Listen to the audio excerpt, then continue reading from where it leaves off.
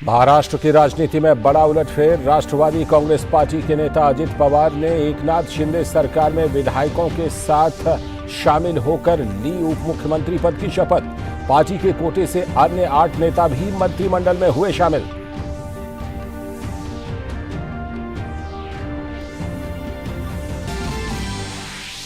केंद्रीय गृह मंत्री अमित शाह ने कहा, मोदी सरकार ने पिछड़े समाज को दी संवैधानिक मान्यता। लखनऊ में अपना दल संस्थापक सोनेलाल पटेल की जयंती पर आयोजित कार्यक्रम में लिया हिस्सा। जन समूह से नरेंद्र मोदी को तीसरी बार प्रधानमंत्री बनाने की अपील की और दिलाया संकल्प।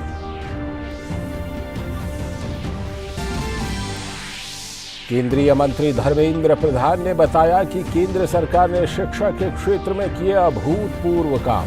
कहा, पीएम मोदी के नेतृत्व में पिछले 9 सालों के दौरान देश में 7 आईआईटी, 7 आईआईएम और 16 एम्स किए गए स्थापित।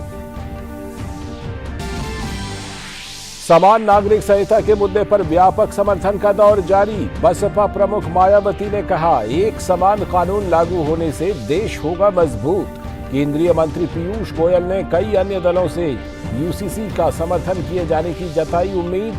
कहा, समय की मांग है कि सभी लोग एकजुट और सम्मिलित होकर बनाएं कानून।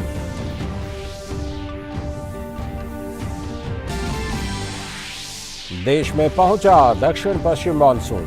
राजस्थान, हरियाणा और पंजाब के बाकी हिस्सों में भी दी दस्तक। अगले 2 दिनों में असम, मेघालय, उप हिमालय पश्चिम बंगाल, सिक्किम, तटीय और दक्षिणी कर्नाटक के साथ केरल में बहुत तेज बारिश होने का पूर्वानुमान।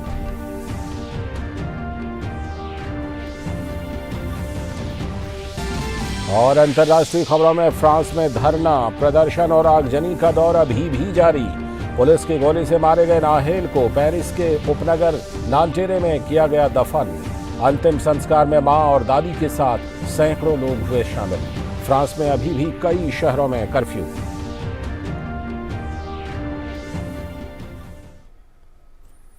नमस्कार, डीडी न्यूज पर आप देख रहे हैं समाचारों का बुलेटिन। मैं हूं लाल चंद्र सिंह। देखते हैं खबरों को विस्तार से। और सबसे बड़ी खबर महाराष्ट्र से। एनसीपी नेता अजित पवार के अचानक शिंदे सरकार में शामिल हो जाने के बाद महाराष्ट्र की सियासत में हलचल मच गई है। उन्होंने एकनाथ शिंदे की सरकार में उप मुख्यमंत्री पद की शपथ ली। अजित पवार के इस फैसले से एनसीपी प्रमुख शरद पवार और विपक्षी एकता को जबरदस्त झटका लगा है।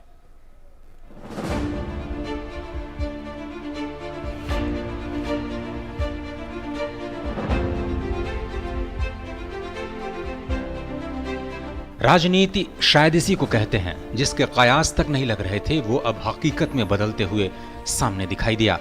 दिन के मध्य हिस्से में भी किसी को कानो कान खबर नहीं हुई कि राष्ट्रवादी कांग्रेस पार्टी में बड़ी टूट होने वाली है और विपक्ष का मुख्य चेहरा सत्ता का हिस्सा बनने जा रहा है। आनन फानन में आई खबर ने सभी को चौंकाया। नजरें राजभवन में टिक गई, जहां तकरीबन 2:30 बजे एनसीपी नेता अजित पवार ने उप मुख्यमंत्री पद की शपथ ले ली। उनके साथ एनसीपी के 8 अन्य नेताओं ने भी मंत्री पद की शपथ ली। अजित पवार ने पिछले 3.5 साल में तीसरी बार उप मुख्यमंत्री पद की शपथ ली है। उन्होंने कहा कि पूरे विधायक, सांसद पार्टी के फैसले के साथ हैं। पार्टी के नाते हमने ये डिसीजन लिया है और ये होते हुए पूरे विधायक हमारे साथ है, मेंबर ऑफ पार्लियामेंट हमारे साथ है, बाकी के पार्टी के वर्कर हमारे साथ है। इसीलिए आज मैंने डिप्टी चीफ मिनिस्टरशिप का ओथ ली। महाराष्ट्र में पाला बदलने वाले अजित पवार के साथ एनसीपी के वरिष्ठ नेता प्रफुल्ल पटेल और छगन भुजबल भी साथ दिखाई दिए। गौरतलब है कि अभी कुछ महीने पहले एनसीपी में चली उठापटक के दौरान प्रफुल्ल पटेल शरद पवार की बेटी सुप्रिया सुले के साथ खड़े थे और उन्होंने अजित पवार की दावेदारी पर ऐतराज भी जताया था। मौजूदा घटनाक्रम एनसीपी प्रमुख शरद पवार के लिए एक झटका है और उन्होंने भी पूरे प्रकरण पर आश्चर्य जताया। हमारा एक श्रद्धा स्थान है, तो श्रद्धा स्थान करार में सबकी समाधि है। मैं कल वहाँ जाऊँगा, समाधि का दर्शन होगा और वहाँ से शुरू करूँगा। पूरे वहाँ चल जाने का लोगों को निर्णय का अपनी नीति लोगों के सामने रखें और उनका समर्थन हमारे विचारधारा को कैसे मिलेगा, इस पर मेरा ध्यान रहेगा। एनसीपी के एक बड़े धड़े के साथ आने के बाद एकनाथ शिंदे के नेतृत्व में सरकार को मजबूती मिली है। उन्होंने कहा कि अजीत पवार एक काम करने वाले नेता हैं, विकास के ऊपर विश्वास रखने वाले नेता हैं, इसलिए सबने उनका साथ दिया। एक मुख्यमंत्री और दो उप मुख्यमंत्री, ये डबल इंजन वाला सरकार मोदी जी के नेतृत्व में चल रहा था, इसको अभी ट्रिपल इंजन मिल गया है। ये अभी बुलेट ट्रेन की गति से भागेगा। सर्वांगीण विकास के लिए मैं अजीत पवार और उनके सभी सहयोगी उनका स्वागत करता हूँ। निश्चित रूप से उनके अनुभव का भी सरकार को फायदा होगा, जनता को फायदा होगा। अजीत पवार के इस कदम से महाराष्ट्र में विपक्षी एकता को करारा झटका लगा है।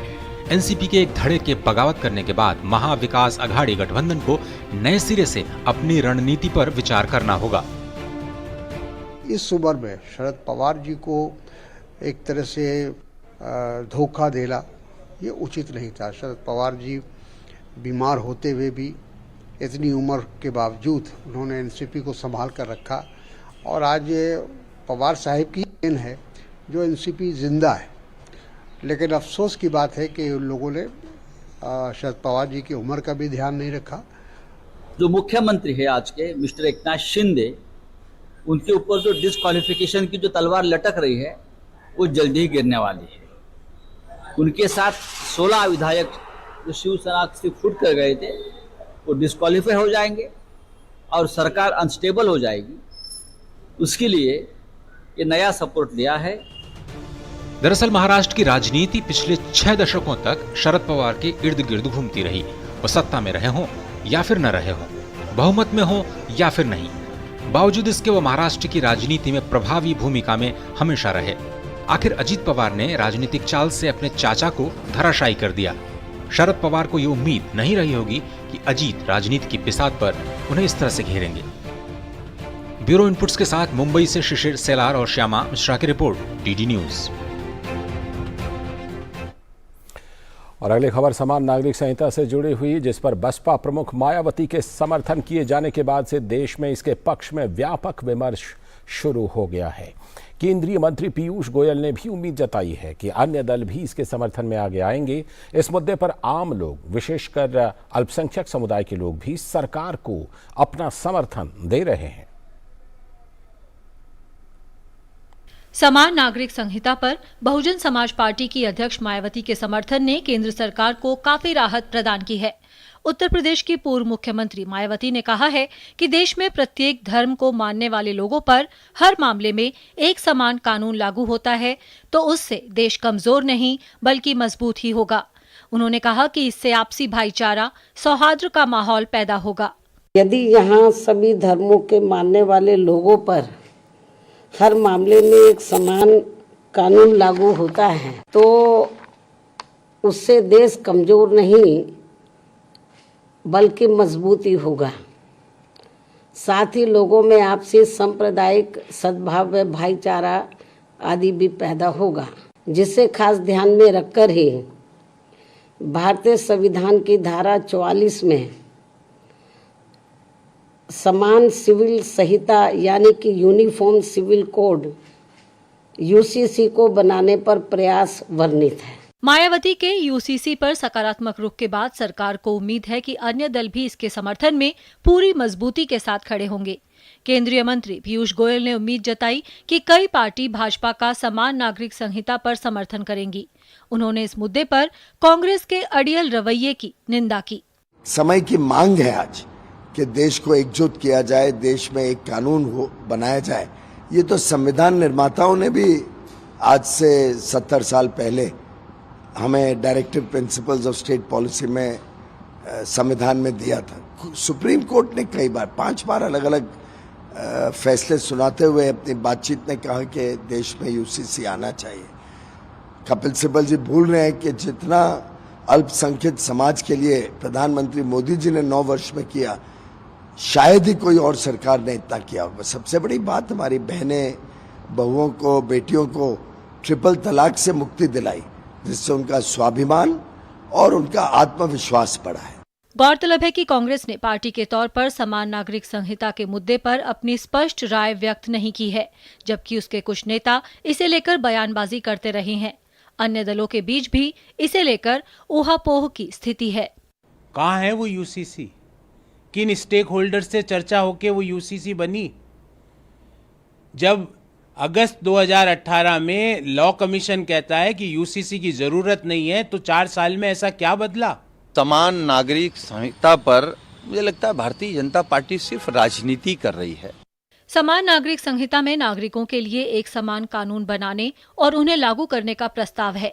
ये संहिता धर्म और लिंग के आधार पर भेदभाव किए बिना सभी नागरिकों पर समान रूप से लागू होगी। देश भर में सभी वर्ग के लोगों को इसका व्यापक समर्थन मिल रहा है। माननीय प्रधानमंत्री नरेंद्र मोदी जी ने देश को एक परिवार की भांति माना है। उनका ये कहना है कि देश में एक सा कानून चलना चाहिए। इसमें सभी महिलाओं से बात की गई और सभी महिलाएं इसके समर्थन में हैं। मैं अपने देश के प्रधानमंत्री जी का स्वागत करता हूं। जो यूसीसी कानून है उसके लिए मेरा फुल समर्थन है और ये बहुत अच्छा है और इसका सब लोगों को स्वागत करना चाहिए। मैं इस कानून का जो है समर्थन करता हूं। इससे जो है सब में जो है भेदभाव जो है, ये जो सरकार है हमारी, ये जो है सबका भेदभाव खत्म कर रही है। मुझे लगता है जो यूनिफॉर्म सिविल कोड है पूरी कंट्री के लिए बहुत अच्छा रहेगा और इसका मेन फायदा मुस्लिम वुमेन्स को मिलेगा। यूसीसी जो हमारी सरकार जो ला रही है, काफी लोग उसका विरोध कर रहे हैं। मुझे एक बात समझ में नहीं आ रहा है, ये विरोध किस बात का है? विरोध किस बात का है? सरकार जब ये चाहती है कि कोई भी नागरिक, चाहे हिंदू हो या मुसलमान हो या सिख हो ईसाई हो, सबको बराबर का अधिकार मिले। इस बीच उत्तराखंड में तो समान नागरिक संहिता का एक मसौदा भी तैयार कर लिया गया है। उत्तराखंड के मुख्यमंत्री पुष्कर सिंह धामी ने कहा है कि समान नागरिक संहिता का प्रावधान संविधान के अनुच्छेद 44 में किया गया है। राज्य सरकार इसमें किसी की चली आ रही प्रथाओं को नहीं बदलेगी। ड्राफ्ट बनाने वाली कमेटी ने देश भर के लोगों से बात की है। Bureau report, DD news. अगली खबर, भाजपा के वरिष्ठ नेता और केंद्रीय गृह मंत्री अमित शाह आज लखनऊ के दौरे पर थे, जहां उन्होंने डॉक्टर सोनेलाल पटेल की 74वीं जयंती पर आयोजित जन स्वाभिमान दिवस कार्यक्रम में हिस्सा लिया। इस मौके पर उन्होंने एक रैली को संबोधित करते हुए कहा कि उत्तर प्रदेश को सपा और बसपा की विघटनकारी नीतियों से छुटकारा मिला है। साथ ही उन्होंने कहा कि उत्तर प्रदेश में कानून व्यवस्था में व्यापक सुधार हुआ है। इससे पहले अमित शाह ने वीडियो कॉन्फ्रेंस के जरिए साबरमती रिवर फ्रंट में अक्षर रिवर क्रूज का शुभारंभ किया। भाजपा के वरिष्ठ नेता और केंद्रीय गृह मंत्री अमित शाह ने रविवार को लखनऊ में कहा कि आजादी के बाद कभी भी किसी ने पिछड़ा समाज को संवैधानिक मान्यता नहीं दी थी। उन्होंने कहा कि मोदी सरकार ने पिछड़ा वर्ग आयोग गठित कर पिछड़े समाज को संवैधानिक मान्यता दी है। राजधानी लखनऊ के इंदिरा गांधी प्रतिष्ठान में अपना दल के संस्थापक डॉक्टर सोनेलाल पटेल की 74वीं जयंती पर आयोजित जन स्वाभिमान दिवस समारोह को संबोधित करते हुए अमित शाह ने कहा कि भाजपा के नेतृत्व में एनडीए के मंत्रिमंडल में सबसे ज्यादा 27 केंद्रीय मंत्री पिछड़े समाज से हैं, जबकि सबसे ज्यादा दलित और पिछड़ा समाज के सांसद चुनकर के मोदी जी के नेतृत्व में आए हैं। उन्होंने कहा कि मोदी सरकार ने पिछड़े समाज के लोगों को आरक्षण देने का भी काम किया। कांग्रेस पार्टी, सपा, बसपा कई बार सत्ता में रहे, सत्ता में हिस्सेदार भी रहे, मगर कभी भी पिछड़ा समाज को संवैधानिक मान्यता देने का काम न किया। कभी भी दलित और आदिवासी भाइयों के आयोग की तरह पिछड़ा समाज का आयोग नहीं बनाया। मोदी जी ने, ये उत्तर प्रदेश की जनता ने दो बार प्रधानमंत्री बनाया। मोदी जी ने पिछड़ा समाज के लिए आयोग बनाकर पिछड़ा समाज को संवैधानिक मान्यता देने का काम किया है, जिससे अब पिछड़ा कल्याण का रास्ता प्रशस्त हुआ है। इस मौके पर केंद्रीय गृह मंत्री अमित शाह ने उत्तर प्रदेश में कानून व्यवस्था की भी जमकर तारीफ की। कार्यक्रम में उत्तर प्रदेश के मुख्यमंत्री योगी आदित्यनाथ और केंद्रीय मंत्री अनुप्रिया पटेल मौजूद रहीं। सपा बसपा की विघटनकारी शक्तियों से उत्तर प्रदेश को संपूर्ण रूप से निजात मिली। उत्तर प्रदेश के कानून और व्यवस्था की परिस्थिति ठीक हुई। उत्तर प्रदेश के अंदर योगी जी के नेतृत्व में इंडस्ट्रियल इन्वेस्टमेंट आ रहा है और मोदी जी की भेजी हुई सभी गरीब कल्याण की योजनाओं को उत्तर प्रदेश शासन जमीन पर पहुंचा रहा है, गरीब व्यक्ति पर पहुंचा रहा है। इससे पहले केंद्रीय गृह एवं सहकारिता मंत्री अमित शाह ने वीडियो कॉन्फ्रेंस के जरिए साबरमती रिवर फ्रंट में अक्षर रिवर क्रूज का शुभारंभ किया। Sabarmati river front development corporation limited द्वारा तैयार साबरमती रिवर क्रूज अब एक सप्ताह बाद व्यावसायिक आधार पर शुरू हो जाएगा। इस फ्लोटिंग रेस्टोरेंट क्रूज को 10 करोड़ की लागत से बनाया गया है। क्रूज को पिछली फरवरी में वलसाड़ के उमरगांव से रिवर फ्रंट पर लाया गया था। अहमदाबाद में लग्जरी रिवर क्रूज को मेक इन इंडिया अभियान के तत्वाधान में भारत में निर्मित पहला यात्री कैटामरन क्रूज होने का गौरव प्राप्त है। यह स्वदेशी विनिर्माण और इनोवेशन के प्रति देश की प्रतिबद्धता को दर्शाता है। गृह मंत्री अमित शाह ने कहा कि वे जब अहमदाबाद आएंगे तो वहां के लोगों के साथ इस क्रूज पर भी डिनर पर जाएंगे। Bureau report, DD news. आगे की खबरों में केंद्रीय शिक्षा मंत्री धर्मेंद्र प्रधान ने मोदी सरकार की 9 साल की उपलब्धियों को लेकर दिल्ली में सार्वजनिक नीति अनुसंधान केंद्र के कार्यक्रम को संबोधित किया। इस मौके पर सार्वजनिक नीति अनुसंधान केंद्र ने एक समृद्ध भविष्य को अपनाना, स्वास्थ्य और शिक्षा साथ साथ शीर्षक से एक रिपोर्ट जारी की, जो प्रधानमंत्री के दूरदर्शी नेतृत्व के तहत स्वास्थ्य और शिक्षा क्षेत्रों में महत्वपूर्ण प्रगति और परिवर्तनकारी परिवर्तनों पर प्रकाश डालती है। रिपोर्ट के मुताबिक यूपीए के 10 वर्षों के दौरान शिक्षा क्षेत्र में औसत वार्षिक आवंटन 43,587 करोड़ रुपए था, जो एनडीए सरकार के तहत 2 गुना से भी ज्यादा 99,278 करोड़ रुपए हो गया है। बीते 9 वर्षों में 7 आईआईटी, 7 आईआईएम और 16 एम्स स्थापित किए गए हैं। केंद्रीय मंत्री धर्मेंद्र प्रधान ने कहा कि सरकार ने शिक्षा के क्षेत्र में अभूतपूर्व काम किए हैं। भारत एक नॉलेज सोसाइटी है, ज्ञान आधारित समाज है भारत। कभी कभी हमारे कवियों ने इसीलिए इसको कहा कि हस्ती ऐसा है कि मिटती नहीं है, ये रिन्यू होते जाता है, कॉन्टेक्चुअल होते जाता है। जो आज भारतीय शिक्षा व्यवस्था है उसी की उपज है। भारत की नॉलेज सिस्टम और दुनिया की चैलेंजेस, ये दोनों की ब्लेंड किया गया है राष्ट्रीय शिक्षा नीति में। केंद्रीय खेल एवं युवा कल्याण मंत्री अनुराग सिंह ठाकुर ने भी मोदी सरकार के 9 साल सेवा, सुशासन और गरीब कल्याण के अंतर्गत संपर्क से समर्थन कार्यक्रम के तहत भारतीय क्रिकेट टीम के पूर्व कप्तान और अंतर्राष्ट्रीय क्रिकेटर शिखर धवन और युवा उद्यमी बोथ स्पीकर के संस्थापक अमन गुप्ता से भेंट की और सरकार के पिछले 9 वर्षों की उपलब्धियों से उन्हें अवगत कराया। मोदी जी के नेतृत्व में सरकार के 9 वर्ष पूर्ण होने पर हमने जहां आज एक ऐसे युवा एंटरप्रेन्योर से मुलाकात की जिसने न केवल भारत का नाम देश में बल्कि दुनिया भर में ऊंचा किया है। अमन गुप्ता जी जहां पेशे से तो चार्टर्ड अकाउंटेंट भी हैं, बड़ी बड़ी कंपनीज के साथ काम भी किया, लेकिन अपना ब्रांड, क्योंकि जब बार बार हम ब्रांड इंडिया की बात करते हैं वो मोदी जी आगे बढ़ा रहे हैं, तो साथ ही साथ हमारे यंग एंटरप्रेन्योर्स अपनी अपनी कंपनी के ब्रांड्स के माध्यम से भारत को भी देश और दुनिया भर में पहुंचा रहे हैं। तो इसी तरह से बोट जो एस्टैब्लिशमेंट इन्होंने इलेक्ट्रॉनिक गुड्स में की है, तो मिलने आया था कि हमें खुशी है कि ऐसे युवा एंटरप्रेन्योर हमारे देश में है। और खेलों को आगे बढ़ाने और युवाओं को अवसर उपलब्ध कराने की मोदी सरकार की नीतियों की अमन गुप्ता और शिखर धवन ने सराहना की। उन्होंने दुनिया में भारत के बढ़ते दबदबे और आर्थिक मोर्चे पर भारत की सुखद स्थिति पर उत्साह और संतोष जताया। इंडिया में ना मेरे को शुरू से लगता था कि एंटरप्रेन्योरशिप बहुत ज़्यादा है, बहुत सारे एंटरप्रेन्योर्स। अगर आप देखोगे हमारे यहाँ पे कितने लोग हैं जिन्होंने बनिए की दुकान बोलते हैं ना, जैसे कितने लोगों की है, करेक्ट। आप चाय की दुकान वाले देखो तो करोड़ों में होंगे, करेक्ट। आप देखो कि इंडिया में क्या था ना कि हमारी सोच, हम लोग एंटरप्रेन्योरल बाय नेचर हैं, बट हमारी सोच बड़ी नहीं होती थी पहले। हम लोगों को खुद एक कॉन्फिडेंस आ रहा है that Indians can do it. If you look at how mister Modi, prime minister Modi, he went to US and the whole world is looking at us as the next big country, right? And there is so much positivity in the world, and nowhere, there is nowhere where a startup, what do you call it, a startup day is being celebrated. India में होता ही है, startup India, stand up India, ऐसे narratives जो बन रहे हैं. So there are a lot of entrepreneurs who are now ready to start something. बहुत गर्व होता है कि मोदी जी और मोदी जी की सरकार ने इतना अच्छा काम किया, इतनी रोड्स बनी है, एम्स हॉस्पिटल बड़े हैं इतने, और भी क्षेत्र में उन्होंने इतना सारा किया। तो देश का एक नाम होता है, एज इंडियंस गर्व होता है कि अब हम कहीं पे भी बाहर जाते हैं तो इंडियंस प्राउड फील करते हैं। हमारी जो देश की छवि है वो बहुत बड़ी हो गई है, और मुझे बिल्कुल लगता है कि जैसे हम पहले सोने की चिड़िया थे तो आगे भी हम सोने की चिड़िया ही बनेंगे, जिस तरीके से हम जा रहे हैं।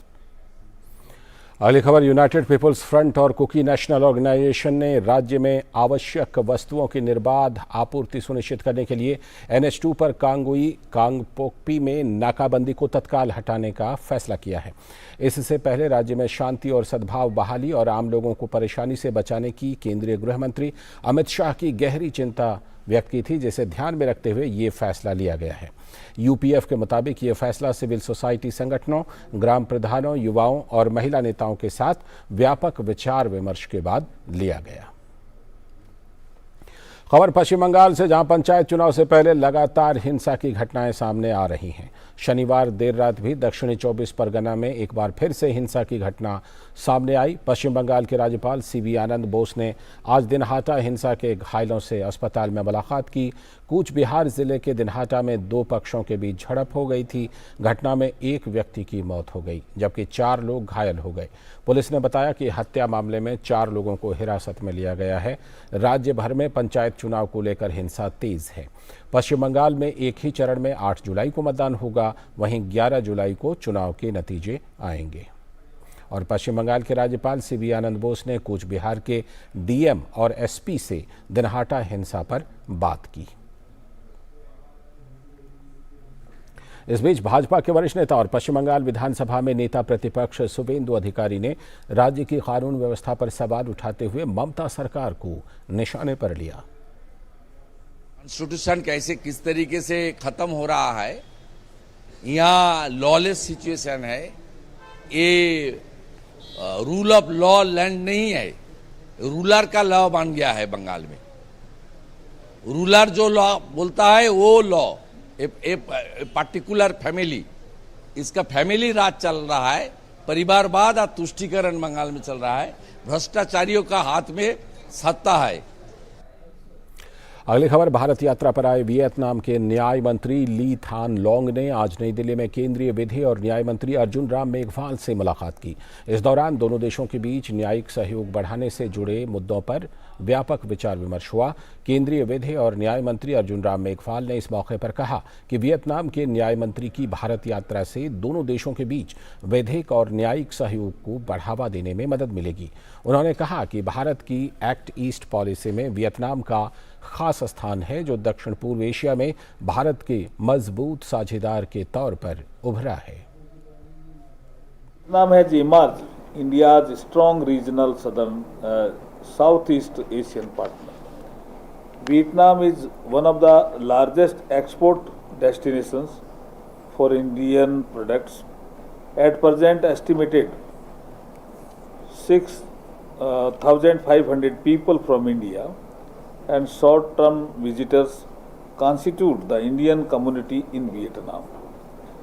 I believe today's interactions will open a new chapter for sustained momentum in the bilateral ties between two nations.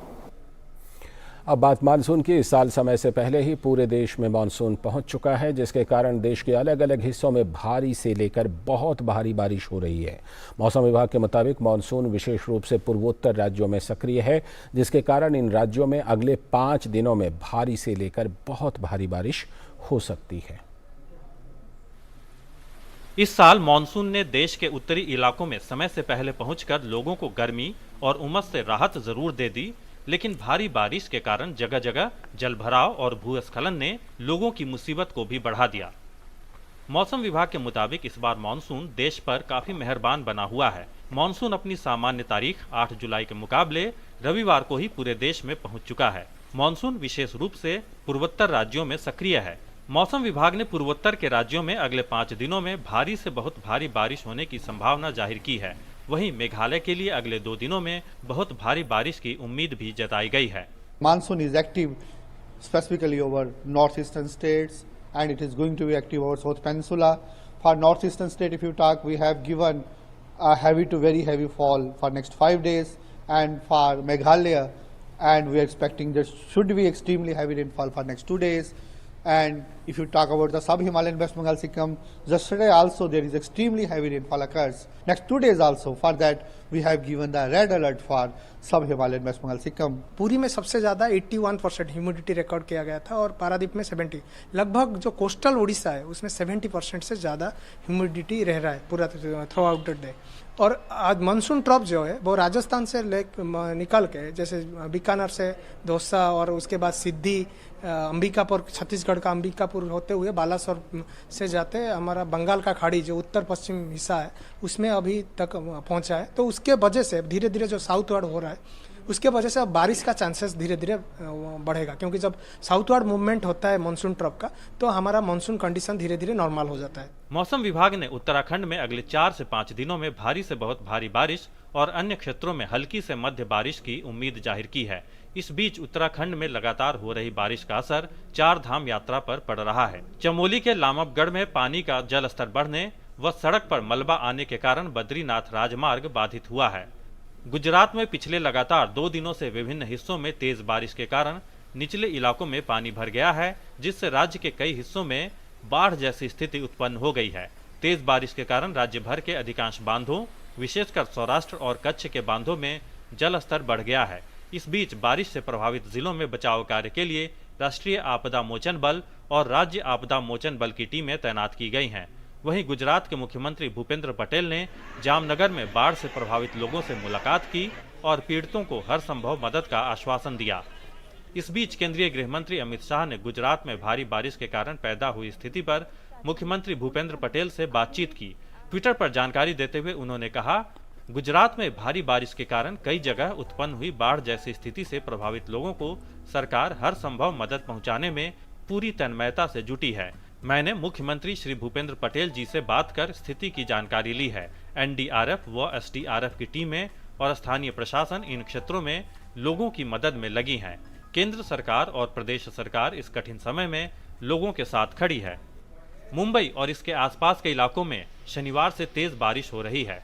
Dadar, Parel, Sion सहित कुछ अन्य स्थानों पर बारिश के कारण जल जमाव हुआ है। मुंबई नगर निगम के अनुसार पूर्वी क्षेत्र में कुल 69.86 मिलीमीटर वर्षा हुई, जबकि पश्चिमी इलाके में 73.57 मिलीमीटर बारिश रिकॉर्ड की गई।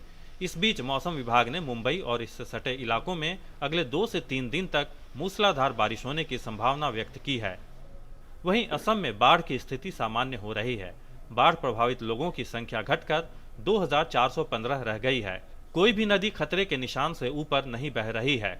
असम राज्य आपदा प्रबंधन प्राधिकरण के अनुसार बाढ़ से प्रभावित जिले कम होकर 5 रह गए हैं। एनडीआरएफ और एसडीआरएफ के साथ साथ स्थानीय प्रशासन लोगों की मदद करने के लिए पूरी मुस्तैदी के साथ तैनात है। Bureau report, DD news.